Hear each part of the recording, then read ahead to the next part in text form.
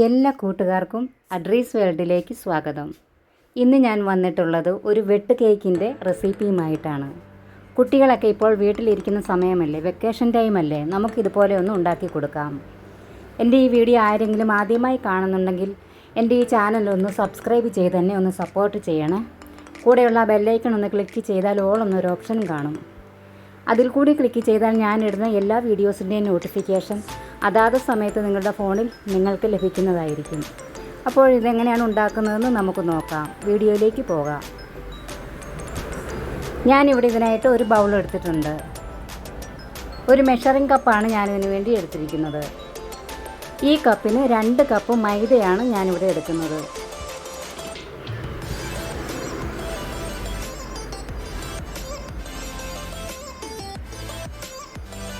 നമ്മൾ എടുക്കുന്ന അളവ് കറക്റ്റ് ആണെങ്കിൽ നമ്മൾ ഉണ്ടാക്കുന്ന കേക്കും കറക്റ്റ് ആയിരിക്കും. ഇനി ഞാൻ ഇതിലേക്ക് എടുക്കുന്നത് 1.5 ടേബിൾ സ്പൂൺ റവയാണ്. ഇത് വറുത്ത റവയാണ്.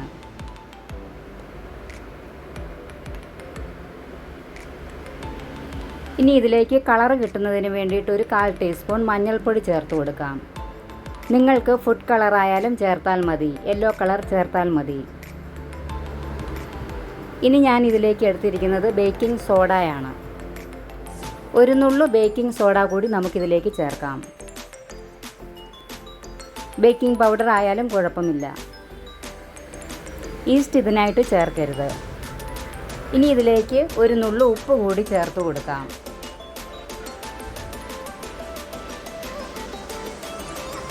ഇത് നമുക്ക് മധുരമൊക്കെ ഒന്ന് ബാലൻസ് ചെയ്യുന്നതിന് വേണ്ടിയിട്ടാണ് ഉപ്പ് ചേർത്ത് കൊടുക്കുന്നത്. ഇനി നമുക്കിതൊരു ഹാൻഡ് വിസ്ക് ഉപയോഗിച്ച് നന്നായിട്ടൊന്ന് മിക്സ് ചെയ്തെടുക്കാം.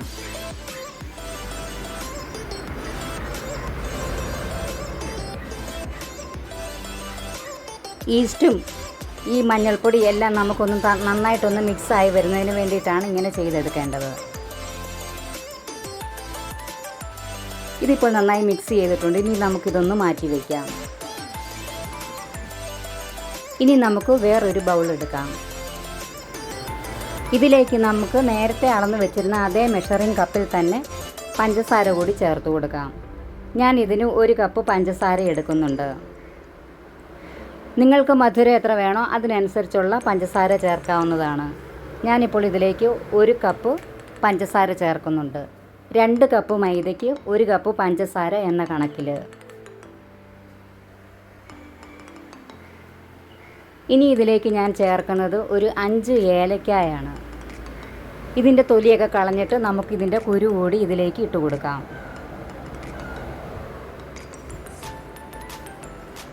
ഇനി നമുക്ക് മിക്സിയുടെ ഒരു ജാർ എടുക്കാം. ഇതിലേക്ക് പഞ്ചസാരയും ഏലക്കായും ചേർത്ത് കൊടുക്കാം. ഇത് നന്നായിട്ടൊന്ന് പൊടിച്ചെടുക്കണം. ഈ കൂടെ തന്നെ നമുക്ക് 2 മുട്ട കൂടി പൊട്ടിച്ചൊഴിക്കാം.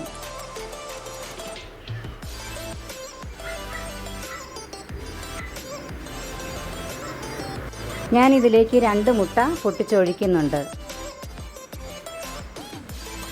ഇതും കൂടി ചേർത്തിട്ട് നമുക്ക് നന്നായിട്ട് മിക്സിയിലിട്ടൊന്ന് അടിച്ചിട്ട് കൊണ്ടുവരാം.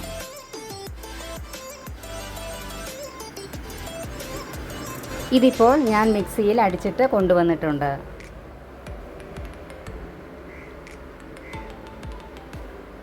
ഇനി നമുക്ക് നേരത്തെ എടുത്തു വെച്ചിരിക്കുന്ന പൊടിയിലേക്ക് ഇത് ചേർത്ത് കൊടുത്തിട്ട് ഒന്ന് നന്നായിട്ട് മിക്സ് ചെയ്തെടുക്കാം.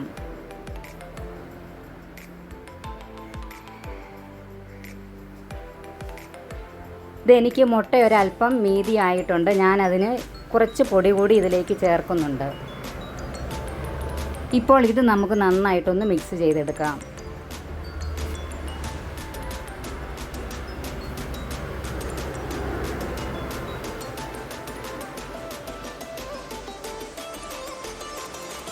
ഞാൻ പറഞ്ഞില്ല ഞാൻ കുറച്ച് പൊടി കൂടി എടുത്തിട്ടുണ്ടെന്ന്. ഞാൻ ഇതിന് ഈ മെഷറിംഗ് കപ്പിന് തന്നെ 1/2 കപ്പ് മൈദ കൂടി എടുത്തിട്ടുണ്ട്.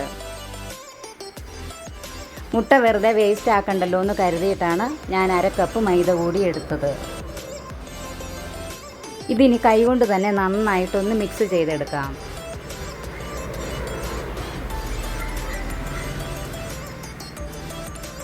നമ്മൾ ചപ്പാത്തിക്കൊക്കെ കുഴയ്ക്കുന്ന ഒരു കൺസിസ്റ്റൻസി ഇല്ലേ, അതേ രീതിയിൽ വേണം ഇത് ചെയ്തെടുക്കുവാനായിട്ട്. ഇനി ഞാൻ ഇതിലേക്ക് 1 ടേബിൾ സ്പൂൺ നെയ്യ് ചേർക്കുന്നുണ്ട്. നിങ്ങൾക്ക് നെയ്യ് ഇല്ലെങ്കിൽ വെളിച്ചെണ്ണയാണെങ്കിലും ചേർക്കാവുന്നതാണ്. ഇത് കേക്കിന് നല്ലൊരു സോഫ്റ്റ് കിട്ടുന്നതിന് വേണ്ടിയാണ് ഇത് ചേർത്ത് കൊടുക്കുന്നത്. ഇതുകൂടി ചേർത്തിട്ട് നമുക്ക് നന്നായിട്ട് കൈകൊണ്ട് തന്നെ ഒന്ന് മിക്സ് ചെയ്തെടുക്കാം.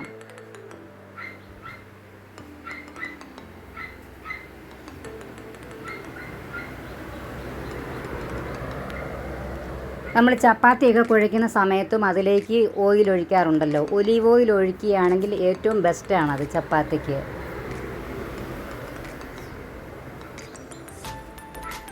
ഇതിനി നമുക്ക് നന്നായിട്ട് തന്നെ ഒന്ന് മിക്സ് ചെയ്തെടുക്കാം. ഇത് നല്ല സോഫ്റ്റായിട്ട് മിക്സ് ചെയ്തെടുക്കണം. നന്നായിട്ട് ഈ പൊടിയൊക്കെ ഒന്ന് വഴങ്ങി വരണം.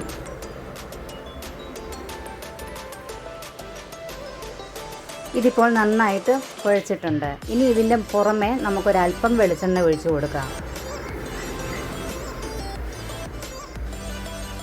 ഇതിരുന്ന് ഡ്രൈ ആയി പോകാതിരിക്കുന്നതിന് വേണ്ടിയാണ് നമ്മളിങ്ങനെ വെളിച്ചെണ്ണ ചേർത്ത് കൊടുക്കുന്നത്. ഇതിനി ഒരു 2-3 മണിക്കൂർ ഒന്ന് റെസ്റ്റ് ചെയ്യാൻ വയ്ക്കുന്നുണ്ട്. ഒരു 4 മണിക്കൂർ ഇരിക്കുന്നതാണ് നല്ലത്. പക്ഷെ ഞാനിവിടെ ഒരു 2 മണിക്കൂർ കഴിയുമ്പോൾ ഇത് എടുക്കുന്നുണ്ട്.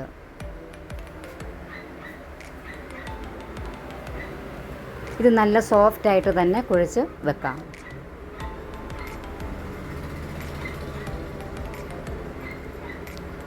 ഇനി ഇത് നമുക്കൊന്ന് മൂടി വയ്ക്കാം.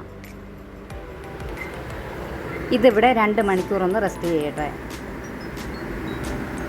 2 മണിക്കൂറിന് ശേഷം നമുക്കിതൊന്ന് തുറന്ന് നോക്കാം. ഇപ്പം നമ്മുടെ മാവൊക്കെ ഇവിടെ നന്നായിട്ട് സെറ്റായിട്ട് വന്നിട്ടുണ്ട്. ഇപ്പോൾ ഇത് നല്ല സോഫ്റ്റാണ്, നിങ്ങൾക്ക് കാണുമ്പോൾ തന്നെ മനസ്സിലാവും. ഇതുപോലെ ഇരിക്കണം ഇത് കുഴച്ച് വന്നു കഴിയുമ്പോൾ.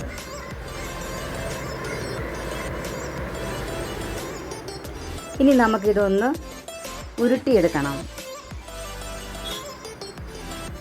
ഇതുപോലെ നന്നായിട്ടൊന്ന് ഉരുട്ടിയെടുക്കാം. നമ്മൾ ചപ്പാത്തി മാവൊക്കെ ഉരുട്ടി ചെറിയ ചെറിയ പീസുകളാക്കാൻ വേണ്ടിയിട്ട് ഉരുട്ടത്തില്ല, അതുപോലെ. ഇനി ഇതിൻ്റെ അറ്റമൊക്കെ ഒന്ന് മുറിച്ച് കളഞ്ഞിട്ട് നമുക്കിതൊന്ന് ഷെയ്പ്പാക്കിയെടുക്കാം. ഇങ്ങനെ ഷെയ്പ്പാക്കിയെടുക്കുന്ന സമയത്ത് ഇതിൻ്റെ അടിവശം മുറിഞ്ഞു പോകാതെ ശ്രദ്ധിക്കണം. ഇനി നമുക്കൊരു ചട്ടി അടുപ്പത്ത് വെച്ച് അതിലേക്ക് ഓയിൽ ഒഴിച്ചു കൊടുക്കാം. ഞാനിവിടെ സൺഫ്ലവർ ഓയിലാണ് എടുത്തിരിക്കുന്നത്. നിങ്ങൾക്ക് വെളിച്ചെണ്ണ വേണമെങ്കിലും എടുക്കാവുന്നതാണ്. എണ്ണ നന്നായി ചൂടായി വന്നതിന് ശേഷം സ്റ്റൗ ലോ ഫ്ലെയിമിലിട്ടിട്ട് വേണം നമുക്ക് കേക്ക് ഉണ്ടാക്കിയെടുക്കുവാനായിട്ട്. ഇല്ലെങ്കിൽ പെട്ടെന്ന് തന്നെ കേക്ക് കരിഞ്ഞു പോകും. ഇപ്പോൾ നമ്മുടെ എണ്ണ ഇവിടെ റെഡി ആയിട്ടുണ്ടോ എന്ന് നോക്കുന്നതിന് വേണ്ടി നമുക്കൊരല്പം ചെറിയൊരു പീസ് ഇതിലിട്ട് കൊടുത്തു നോക്കാം. ഇത് നന്നായി പൊങ്ങി വന്നിട്ടുണ്ടെങ്കിൽ ഇവിടെ എണ്ണ പാകമായി എന്നുള്ളതാണ് അതിനർത്ഥം. ഇനി നമുക്കിതിലേക്ക് കേക്ക് ഇട്ട് കൊടുക്കാം. ഇത് ഓരോന്നായിട്ട് ഇതുപോലെ തന്നെ ഇട്ട് കൊടുക്കാം. ലോ ഫ്ലെയിമിലായിരിക്കണം തീ ഇടേണ്ടത്.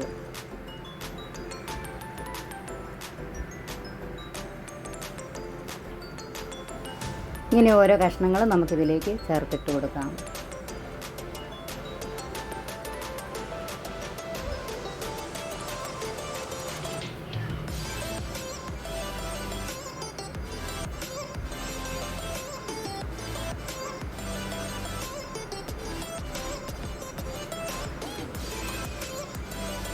ഞാൻ ഇതിലേക്ക് ഒരു 6 കഷ്ണം ഇട്ടിട്ടുണ്ട്. ഇതിനി നന്നായിട്ട് ഫ്രൈ ആയി വന്നതിന് ശേഷം ബാക്കി നമുക്ക് ചെയ്തെടുക്കാം. ഇത് ചെറുതായിട്ടൊന്ന് ഇളക്കി കൊടുക്കാം. ഇത് പെട്ടെന്ന് തന്നെ റെഡിയായി കിട്ടും. ഇപ്പോൾ ഇതിൻ്റെ അടിവശമൊക്കെ നന്നായിട്ട് ഫ്രൈ ആയി വന്നിട്ടുണ്ട്. ഞാനിത് തിരിച്ചിട്ടിട്ടുണ്ട്. ഇവിടെ നമ്മുടെ മാവൊക്കെ നന്നായിട്ട് പൊങ്ങി വന്നിട്ടുണ്ട്. നല്ല ക്രിസ്പി ആയിട്ടുണ്ട്. കാണുമ്പോൾ തന്നെ നിങ്ങൾക്ക് മനസ്സിലാവും. ഇതിനി നമുക്ക് തിരിച്ചിട്ട് കൊടുക്കാം.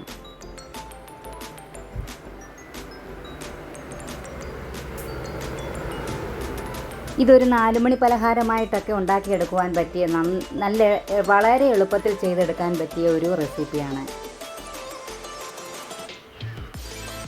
കടകളിലൊക്കെ ഈ കേക്ക് ഇരിക്കുമ്പോൾ നമ്മൾ ഓർക്കും ഇത് ഭയങ്കര പണിയായി കേക്കിനെന്ന്. പക്ഷേ ഒരു പണിയുമില്ല, ഇതുപോലെ വളരെ എളുപ്പത്തിൽ ചെയ്തെടുക്കാൻ പറ്റും. ഇതിപ്പോൾ റെഡിയായി വന്നിട്ടുണ്ട്. നമുക്കിത് കോരി മാറ്റാം.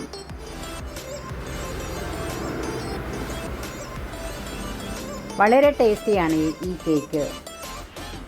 മുട്ടയൊക്കെ കഴിക്കാത്ത കുട്ടികൾക്കാണെങ്കിൽ ഇതുപോലെയൊക്കെ ഉണ്ടാക്കി കൊടുത്താൽ ഇതിൽ മുട്ടയൊക്കെ ചേരുന്നത് കൊണ്ട് തന്നെ അവർക്കത് കഴിക്കാൻ പറ്റും.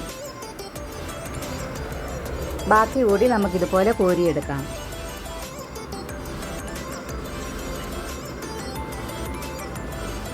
കണ്ടോ, നമ്മുടെ നല്ല ക്രിസ്പി ആയിട്ടുണ്ട് ഈ കേക്ക്. ബാക്കി കൂടി ഞാൻ കോരിയെടുത്തിട്ടുണ്ട്. ഇനി നമുക്ക് അടുത്തത് ഇതുപോലെ തന്നെ ചെയ്തെടുക്കാം.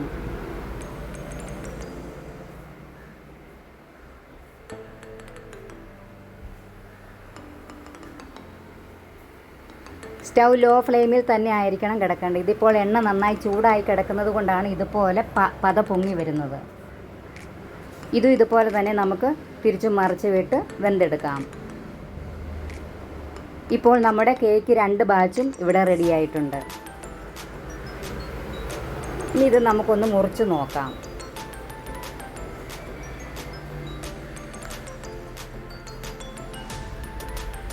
കണ്ടോ, വളരെ ക്രിസ്പിയാണിത്.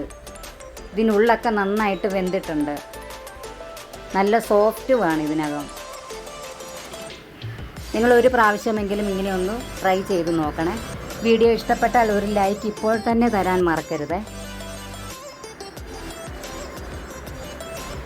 വളരെ ക്രിസ്പി ആയിട്ടുള്ള വളരെ ടേസ്റ്റി ആയിട്ടുള്ള ഒരു പലഹാരമാണിത്. പെട്ടെന്ന് തന്നെ ഇത് ചെയ്തെടുക്കാൻ പറ്റും.